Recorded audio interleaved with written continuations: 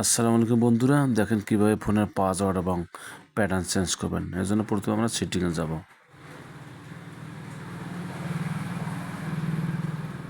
এরপর নিচে একটু স্ক্রল করে আসবো, আসার পর পাসওয়ার্ড অ্যান্ড সিকিউরিটিতে ক্লিক করব।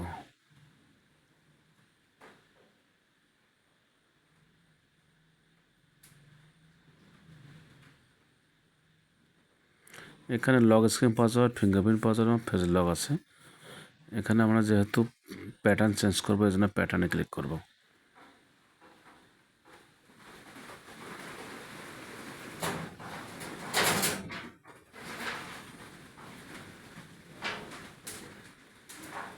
এবং ইন্টারভিউ আসবে, এরপর আমরা আবার প্যাটার্নে ক্লিক করব।